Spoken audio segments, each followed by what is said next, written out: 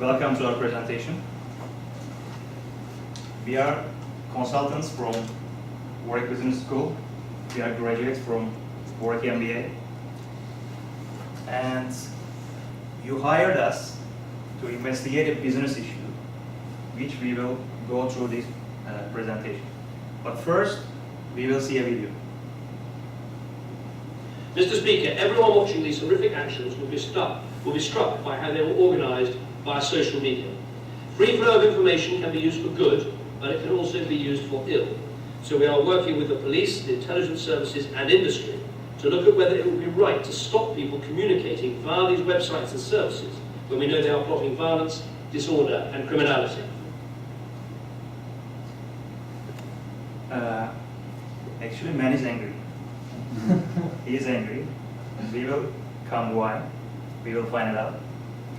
As I said, we are external consultants to you, social media providers. And you are board of directors and CEOs of major social media providers. I am Evren Alkan, and team here formed of Nimit Bandari and Sharat Nair. We will discuss the issue social networking versus the states. Are they enemies? Are they partners? Or are they friends? Let me take you through our agenda first. We will start with an introduction, then we will speak about the basis of our case. Then we will investigate what we call enemies paradigm. Then we will go over let's be partners. Then we will propose our solution to you, which is friends, not partners. And we will talk about risks, benefits, and key success factors of our solution. And we will sum up with a conclusion and recommendations to implement our proposed solution. Let me start with the introduction. In August 2011, a man was shot in Tottenham, London by police because he was holding a handgun and he didn't drop it, and police shot him and he was dead. And this raised some concerns among people. And in London, riots started to happen. This is somehow similar to what happened in LA, the Rodney King case in 1992. It started in London and it spread to 7 other cities in UK, like Bristol, Liverpool and Manchester, actually which are far from London. And these riots consist of common people, and also gangs are involved in these riots. The riots attracted gangs also. All in all, when the riots ended, 5 people were dead, 3,500 people were arrested. And after the riots has investigated, UK Home Secretary started a blame game, blaming mostly the social media, that criminals or people or the people who started the riots organized over social media, communicated over social media, and by that these riots jumped from London to other cities very quickly. So this situation raises serious concerns for you, social media providers.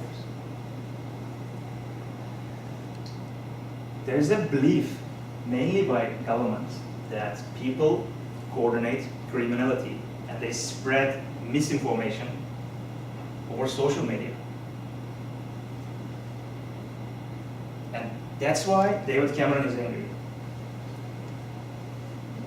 That's why they want to regulate social media, especially in times of crisis. And maybe not only regulate, maybe shut it down for some time.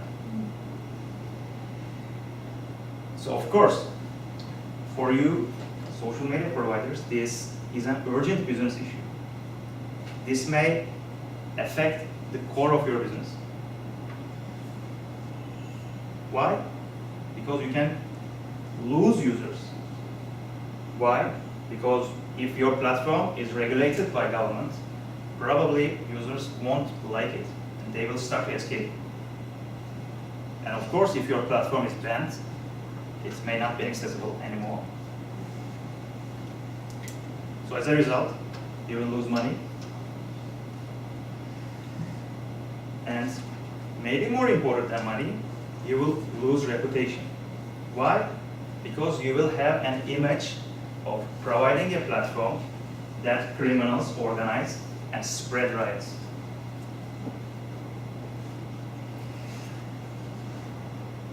We analyze this issue in 3 dimensions. First dimension is ethical. Let's start with social media.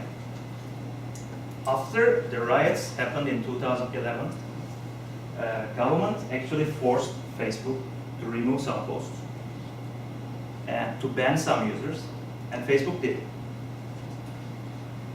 So Facebook was facing an ethical decision. Why? Because it's a social media provider. Its aim is to provide a free environment for users. But on the other hand, government is putting pressure. So what should I do? Should I ban users or should I keep my free platform? Sorry. So this is an ethical issue for government also, because the aim or the purpose of government in the first place is to maintain public order, maintain public rest.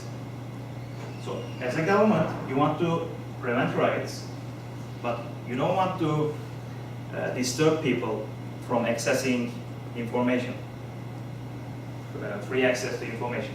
You again have a decision in your hands, an ethical decision. What should you do? And for public, of course, it's a risk of loss of freedom of speech, and if it is banned, loss of right to access information or limited access to information.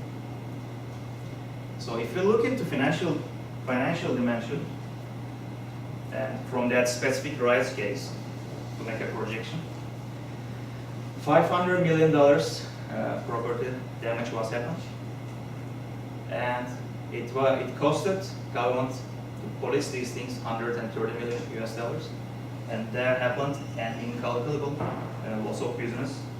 Again, not easy to measure loss of reputation, both for the state and the social media providers, and this can even prevent the investments that will come to the country. If we come to legal issues, David Cameron is angry, and he can take further legislative actions. They can put a harsh law that they can ban you, they can delete your posts, they can ban your users. And another legal issue is, which happened in Boston bombing recently, there are millions of users in social media. So after Boston bombings, from a website called Reddit, thousands of people found some criminals. They believed that they're criminals. They posted pictures of them all over, saying that these guys did the bombings.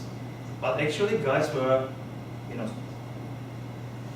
So, as an individual, I'm under a legal risk of losing my job, losing my reputation, even getting arrested, even getting sued by the government.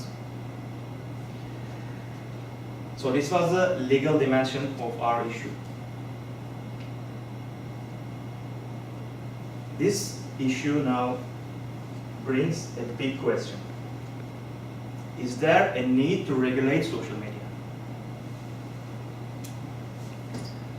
Now Nimit will take over and he will continue with stakeholders. Thank you, Evren. Before we go on and look at the big question, is there a need to regulate social media? Let's look at the key stakeholders that are involved in this decision making. First is people. First stakeholder is people. What people want is free access to information. They want freedom of speech. They want their information, what they post on social media network, to be private. You as social media providers, you thrive in actually providing access to the information to the people.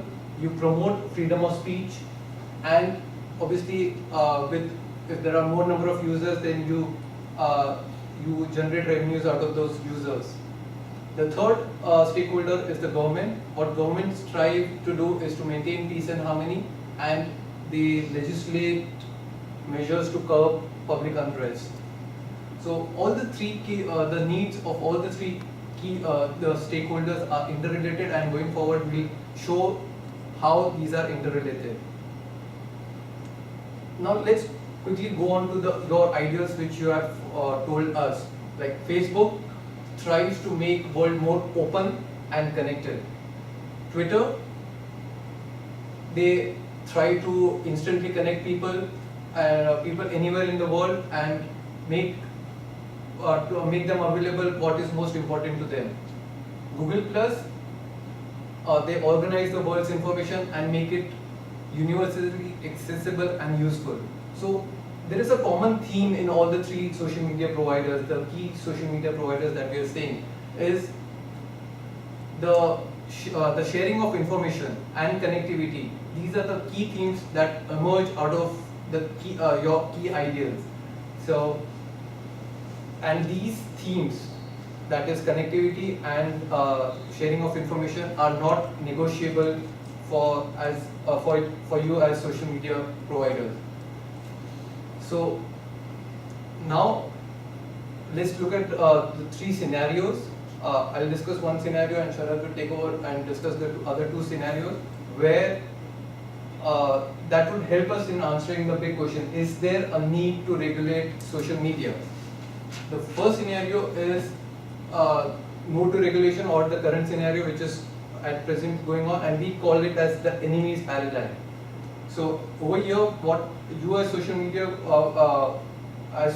providers would continue doing what you are doing right now, and that is not to share information with the government, and the government or the police would actually do what they are doing right now. That is, under normal circumstances, when they are investigating any crime. So what they do is they selectively troll public posts, and they can also infiltrate into private chats. That is when they are investigating the public crime. However, during a crisis, they can force you to provide access to your platform, and also not only remove posts but also to block users, as everyone mentioned in what happened in 2011, when David Cameron actually asked Facebook to remove certain posts from its site. So what we try to do is we try to look at the various regulations in few of the countries. We just randomly picked four countries and try to look at the various regulations that right now monitor the social media. So in United Kingdom, the GCHQ, they can actually intercept the domestic communication when they perceive that there is a national threat. In United States, under the Patriot Act, there are different levels of authorization needed to actually intercept private conversation. In India, there is a social media laboratory which monitors publicly visible content. However, they don't have anything to monitor, or there is no regulation to monitor the private information. In China, they have totally banned the social media content, the Western social media content. However, they have their own social media, the social media platform called Weibo. Over there, if you write any or if you post anything against the Republic of China or the government, then not only your post is removed, but the user is blocked also from posting anything. Let's look at the implications, the ethical, legal, and the financial implications of this scenario, that is enemies paradigm. Obviously, it promotes transparency in the sense that people are aware of what they post is not going to be trolled or is not going to be looked by anyone else except to whom they want to show. It upholds the principles of fundamentals to democracy, that is right to freedom of speech and right to information. However, these two things can also endanger the national security. If there is no one monitoring what is being posted, then people, like in 2011, they use social media platforms to coordinate, to conduct coordinated criminality. That was the words that was used. So it can endanger national security. Financially, you as social media providers, there will not be any effect on your user base and marketing revenue because you're just continuing of what you're doing right now. However, for the state and indirectly for the people, there can be a potential loss of investment and property damage and loss of business. That everyone had already discussed it in his introduction. The few examples, like in a few examples of property damage in the previous rides, like in LA, what was reported was there was a business and the property damage of $900 million US. These are uninflated figures, and these are the figures which have been reported. There has been, obviously there would be some figures which the intangibles, the cost of intangibles has not been covered in this figure, and these are the official released figures which might be subdued. That's another question. The legal implication is right now there will not be any mechanism to curb the coordinated unrest which is there. So what will happen is the government actually goes to social media. The social media can accept or reject the government's request of removing the post or banning the user, and which can force the government to pass unfavorable regulation upon you. So I will just hand over to Sharat to discuss the next scenarios and conclude. Thanks a lot. Thank you. So we've looked at one paradigm, and we think that may not be the best paradigm for you, but we have two other paradigms up our sleeve. And what a solution, before we talk about the other two paradigms, talks about is that we formalize trawling of information by the government from the social media provider platforms, but we do it anonymously. So what that means is that the government will not see the user details. All they see is the posts and the information in the posts. Now, is there a precedent for this? There is a precedent for this. Google Analytics actually does this right now, where all your mails, if any of you have Gmail accounts, are actually Mr. Speaker, everyone watching these horrific actions will be struck by how they were organised by social media. Free flow of information can be... Perfect. I know why David Cameron came up with that. Probably he likes the solution. Maybe he likes the solution. So Google Analytics actually does this. And for example, your Gmail accounts, the mails that you actually send on a daily basis are monitored by Gmail, in the sense that they look at the content on the mail and they find out what the user attributes are and what they like, and that helps them with their marketing. So it's done right now. We are kind of extending that solution for the government and for intelligence services. And what we do when we evaluated this is we had two other paradigms. Should we be partners or should we be friends? Now, how we define partnership is that you would be in close cooperation with the government. You would actually help the government monitor. The government would consult you on a daily basis maybe. If there's an unrest, then the government would actually contact you on a very close cooperation basis. But all of us think that that's not feasible, simply because there would be a conflict of interest. And just based on principles, you wouldn't want to have the corporate and the state together. Simply because the corporate is looking for profits, the state is mainly looking for providing public goods and services. So there needs to be a Chinese wall, our team feels, and prevent a conflict of interest. And of course, a conflict of interest can actually result in malicious use by the authorities. Now, what that leads us to believe is that we should be friends, not partners. And how we propose this is that the anonymous data trawling service is actually provided as a service to the state, which means that we give them the tools to use the service, we give them training to use the service, and if you're feeling really adventurous, we can make it a revenue generating affair as well for the states. That's open. And it would strictly be access controlled, which means that it would only go to the intelligence services regulated by the government itself, and accesses would be provided only on request in case the government feels there's a need for it. If there's unrest in the country, for example, they could actually request for access. And also we think location-based access makes a lot of sense, simply because it kind of silos the solution. So if UK has a problem, you provide access to all posts emanating from the UK and nowhere else. That prevents any probable abuse of the service itself. So this is the service we propose. We think it's feasible. The number of servers Google has, the huge server farms they have, and the fact that they are already having a solution similar to this makes it feasible. And I don't know if the technology is going to allow us to play this video though, although technology is available for the solution. It's an audio, sorry. We actually interviewed Les Owens, who was from the Met in London, and we talked to him about the problem. And this is what he had to say, if you can hear him. And otherwise I could just paraphrase what he said.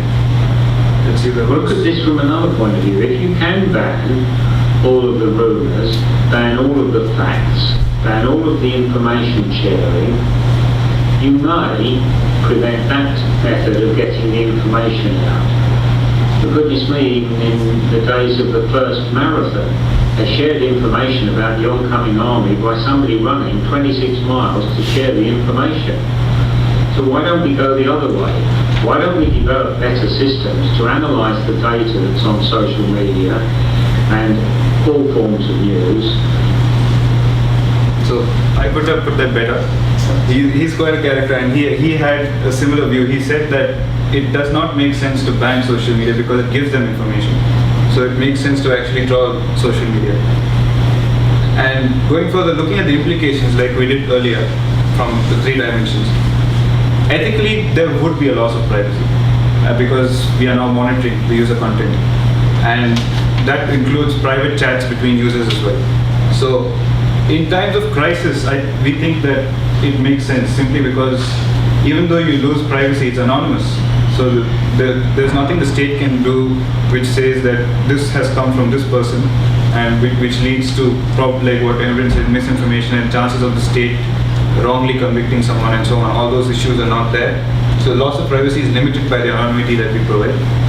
And when you compare it, when we do a utilitarian analysis and figure out whether the loss of privacy is more in weight than the actual number of lives that could be saved and stabilizing situations that could put your country into disrepute, it actually makes sense because the losses that the providers might endure is probably short term.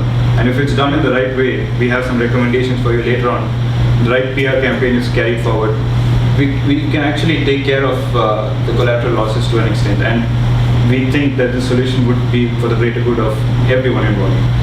So that's the ethics of the situation. But financially, again, we already told you there could be a loss of membership in the short term because users could be worried about the new regulation or the new terms and conditions. There would be a loss of advertising revenue because of that, but again negligible. We have some estimates for you there.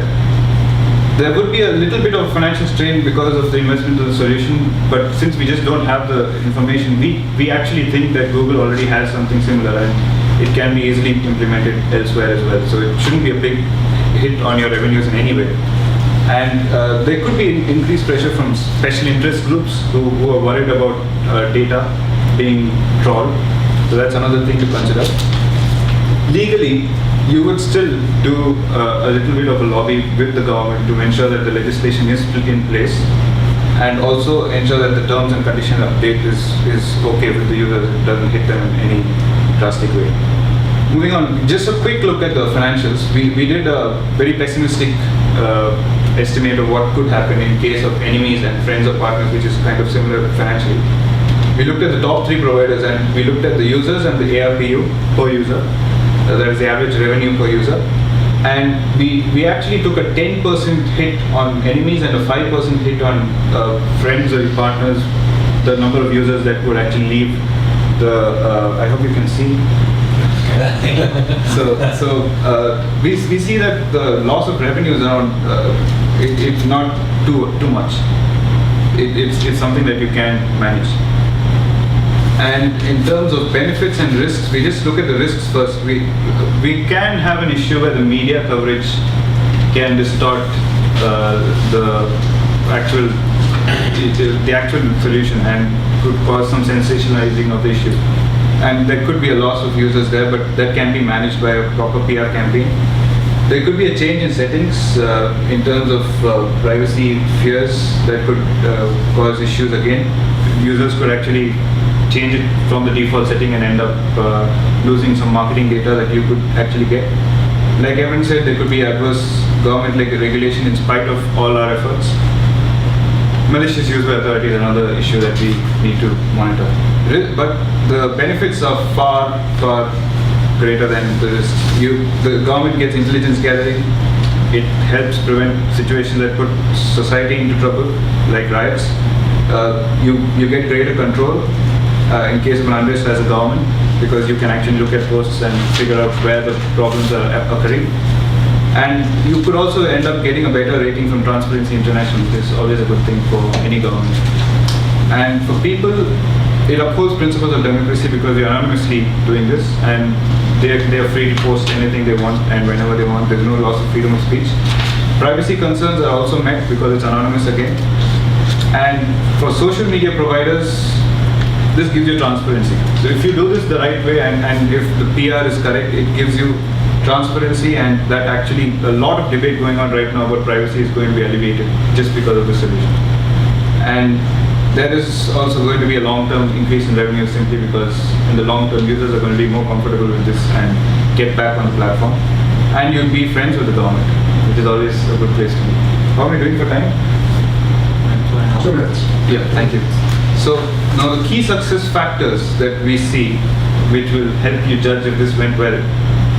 Ethically, if you see that the users are accepting the terms and conditions, and there is no drastic fall in the user numbers, it seems like the users are comfortable with this and they are ethically okay with this. That's one win that you'd have. For the government, any increase in rankings on Transparency International, and even if Transparency International actually mentions this in their report saying, this is why we upgraded you, that's a win for them. Financially, if you see an increase or even a stabilization in the short term in the user base, or even stable marketing revenues, that's a win in the short term. And in the long term, you're pretty confident that the revenues would actually go up.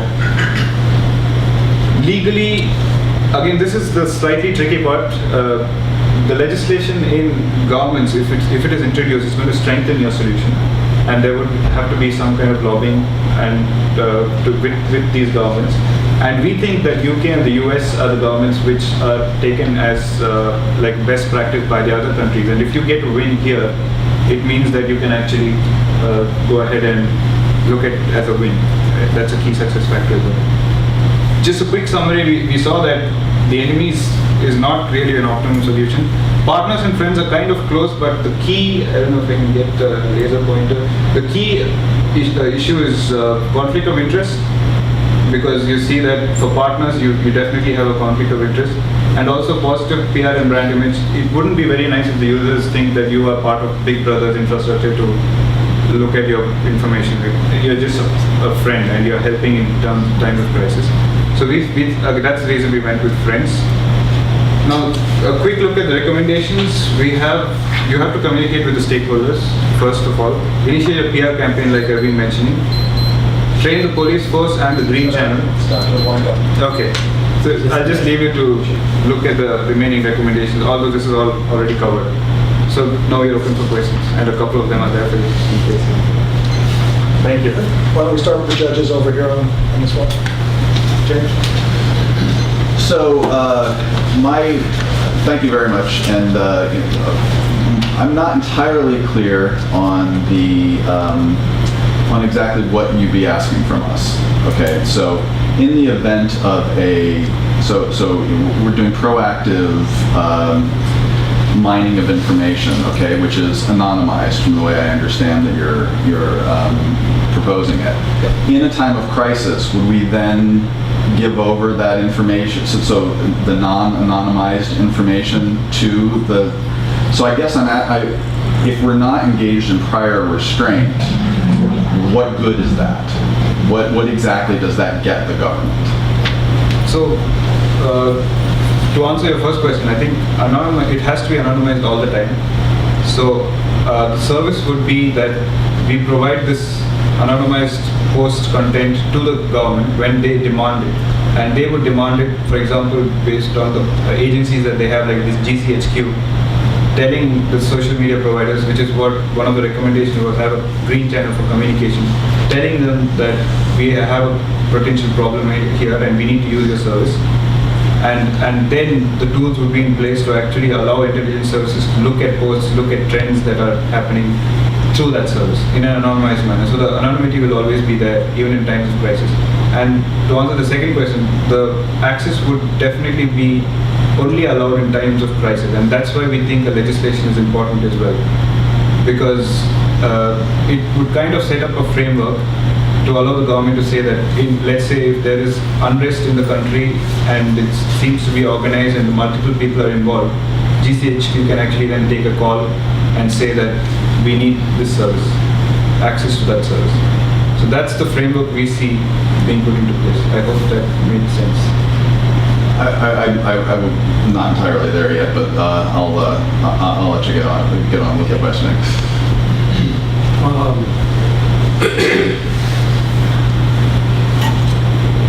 As a member of the board of directors of XYZ social media, do you foresee that I should engage in some kind of lobbying campaigns with our legislature? And if so, what would I be telling the legislature that I want them to enact? Okay, so I can take that as well. So again, we are looking at the fact that we would like to have a legislation in place, although this service would be available to any government to use, but a legislation would be good to have simply because it would formalize the whole deal. And if we actually lobby with governments to tell them that this is the solution we have, this is why we think the benefits for you will accrue over a period of time in case there is unrest and so on, maybe even demonstrate using the posts that were being posted earlier during the London riots and show them that, okay, in London, this is what you would have had and this is what your police force could have used in actually helping disrupt any of the situations that happened, the riots that happened in Trafalgar Square or whatever. That would actually get a buy-in from the government, and that will help them to legislate some framework which will allow them to actually then use this service in a controlled manner. Because another reason we want a legislation is to ensure that the privacy concerns of the users are met. So we don't want access anytime and abused by the government. So a legislation is something that's good to have, although it's not completely mandatory to have. That's what we'd like to have a lobby with the government. I have a question for you. Suppose I send a tweet to everybody that follows me, and I say, good news, the bomb will go off in an hour. If that's anonymized, how does the government know who sent it? How does the government know who received it? And how does it protect the national security?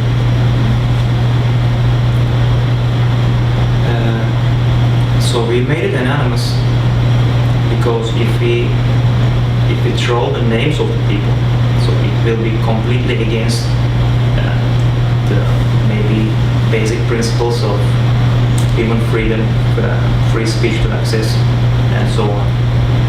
So actually we have to do it anonymously. And we are not offering that this is a 100% solution to all national security threats, all security attacks, what is going bad in the world.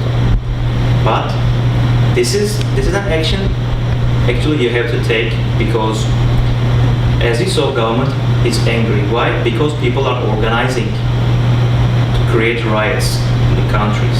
If someone posts a post like you mentioned, then it is a bit out of our scope actually. It really becomes a terrorist threat. Well, that's an exceptional situation, and under that exceptional situation maybe some further action can be taken. So government can demand the name of the person and they can arrest him. Can I follow? I think I'm starting to understand what you're saying, and it just wasn't entirely clear. So are you saying that through the use of analytics that the police force could start to see like people organizing to, everybody let's get together at, in Trafalgar Square, and we're going to have an action there, and then the police could then respond that way, and then show up in force, and then combat it that way. Is that what you're saying? Yeah, that's exactly. Our solution has two legs actually. One is keyword based monitoring, which is exactly as you mentioned. Let's meet at Trafalgar Square. Let's do this, etc. Second is monitoring the place from where the posts are coming. For example, in our case, it started in London, then it jumped to Manchester. Of course, police couldn't guess that it will happen in Manchester, so they were not prepared in Manchester, and they couldn't prevent anything. So in our system, just imagine that number of posts are increasing in Manchester. A riot is happening in London, and people are posting in Manchester. For example, in Cardiff, it's like same, but in Manchester, there's a rise in posts. Then, and you monitor the keywords also. Then you can easily guess that something's gonna happen in Manchester. So you increase the police force in Manchester, and you increase the security, and you basically prevent the riot. That's our solution. You know what, I can means to reiterate what Evgen just said, in House of Commons report that was published just after the riot, one of the comments that was made was, if police were mentioned in adequate quantity at the places where the riots happen, they could have easily prevented the public unrest. So this is a very targeted solution to a very specific set of concerns. Yeah. Okay. Yeah. All right. That was where I was. So just to follow up on that, you mentioned that they would only be usable during times of crisis, but if everything was calm and they were planning a riot, the first riot, you wouldn't really have any advance notice. But just the second riot, you might. Who determines when you're at a time of crisis? That's one of the questions we debated a long time. That's why we think it's a gray area. It would have to be something that would have to be decided based on, which is why legislation is also good. Let's say if the government says that a certain threshold of organized crime reported can actually constitute a case of a riot or something, and then that can be used by GCHQ in case of the UK to actually access this and start monitoring the whole country. So that's the way we see it right now. But that's very debatable, and that's a question that we'll have to still iron out. That's the best answer. May I add something to that question? Sorry. Yeah, our solution is best effective in times of crisis. Why? Because monitoring to all activity in all social platforms all the times and trying to guess what is going to happen is not very realistic, because the amount of information is huge, and technically it may not be very possible at the moment. So the the government's first concern is if you guys don't take an action, they will take an action. And that action may not be very well for you. So instead of waiting for them to take an action, you just provide a tool for them. At least they can use during the times of crisis, which is the most important case for them at the moment. And I guess it will evolve from that. Because as they use it, they're going to find more ways of using it better, and it's going to get better. Please. You've talked about different dimensions and different questions. You haven't talked about the technical challenges of implementing a solution. Actually, we tried to speak a bit about technical issues. We gave the example of Google Analytics, which is being done at the moment. And Google basically monitors all your emails, and billions of emails are sent daily on the web. So they are already doing this. So what we propose is slightly modify this solution and give a tool to governments that they can monitor the posts the way they want. So there will be some technical difficulties, but we think that they can be tackled. I guess my question is why? Why would we get in bed with the government? Why wouldn't we just keep this in-house, do all the same things that you're talking about, and notify the government if a case happened like that? We saw, hey, we seen the spike in Manchester, you might have to put some resources there. Why would we, because there's just so many issues, we've already talked about what's a state of emergency. Why don't we just keep this in-house and to be a true friend and say, hey, we're seeing this, but not open it up to the government in our own business? Of course, yeah, I can take that question. Sure. I think that there will be two reasons. Because government's first concern is public risk, and a corporate's first concern is profit. So you may not provide the data in the way they need when they need. So if you sense a threat to your user base, to your market revenue, you may not share that information with government. Yeah, I mean, I just have a quick, but you're saying that I don't want to lose the profit, but if I have riots or terrorist organizations on my network, I'm going to lose revenue because you're not going to want to sign up if you're known to have terrorists on there. So it's my best interest to tell the government everything because I don't want those guys on my But I think it is government and police to decide what is a terrorist activity or what is a riot. I think it's not the job of a corporation to monitor the activity and decide, yes, this is a riot. No, this is not a riot. I think this is the job of government. So if you provide them a tool to monitor your data, and then they can execute the laws, and then they can decide what is a riot, and then they can take action. And maybe a second reason is, I mean, why would you spend time on this? Because government is concerned about this issue, and government wants to legislate in a way that you may not like, probably. So providing them a tool will allow them to monitor your data, and you will save time, and you will prevent the loss of reputation.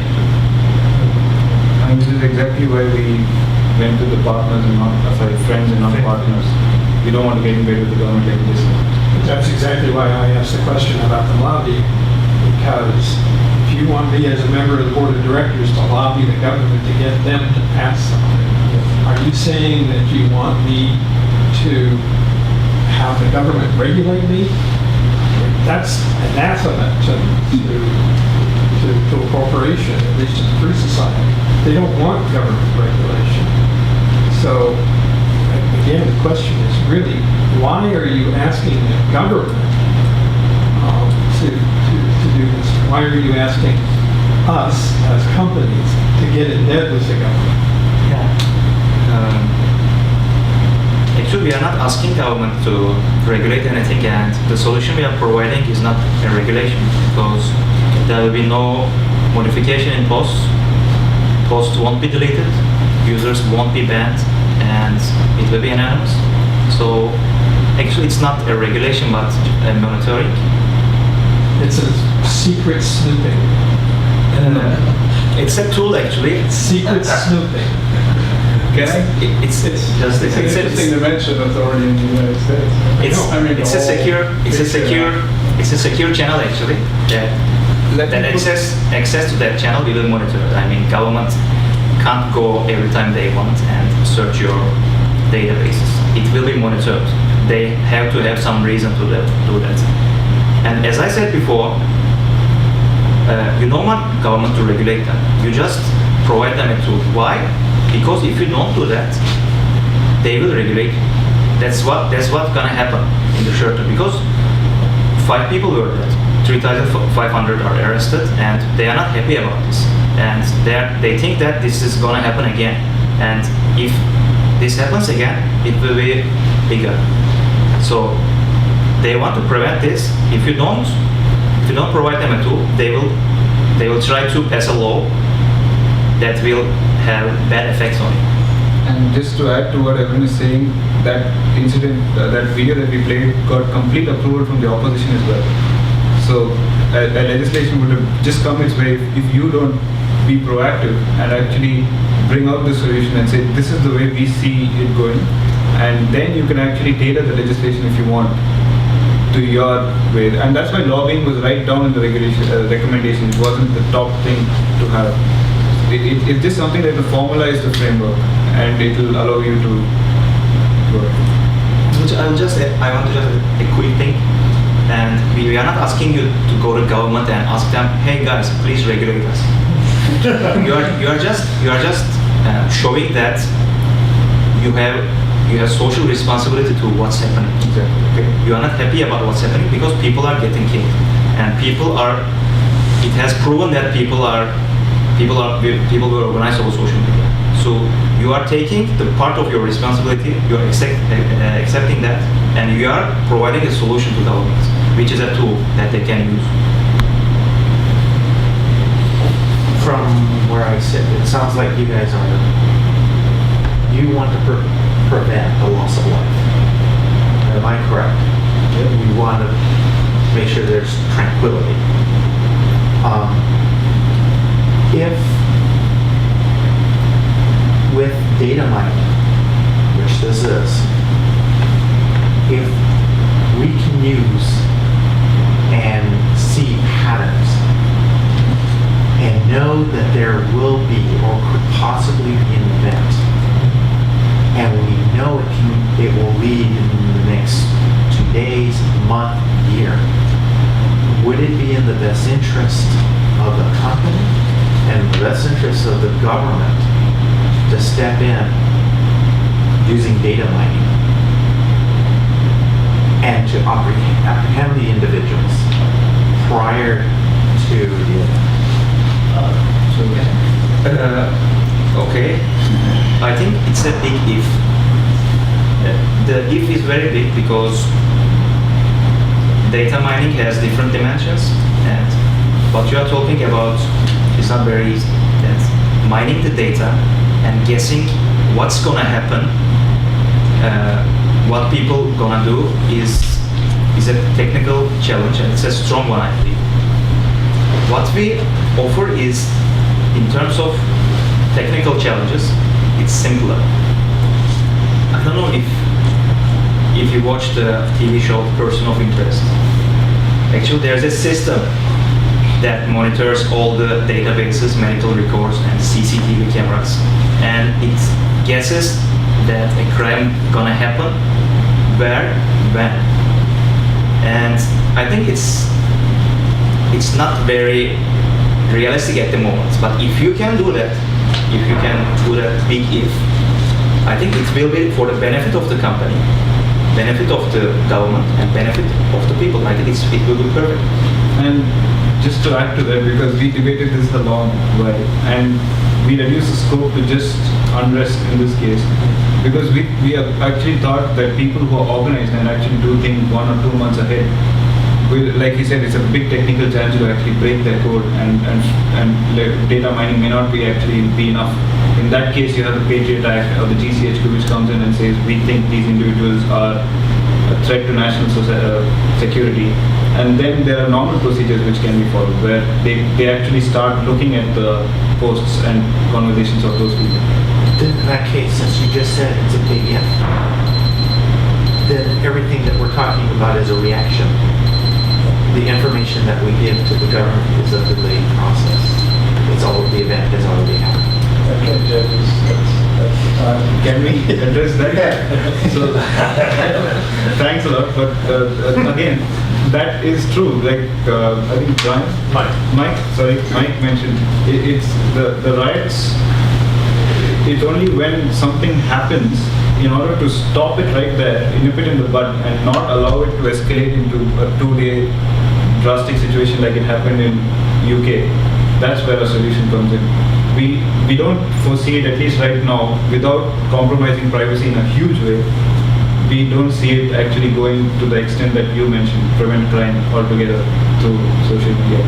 But we see such situations being stopped in the bud when you have. It's only preventing the coordinated criminality as The short term, it's Okay, preventing. we have to move on. So.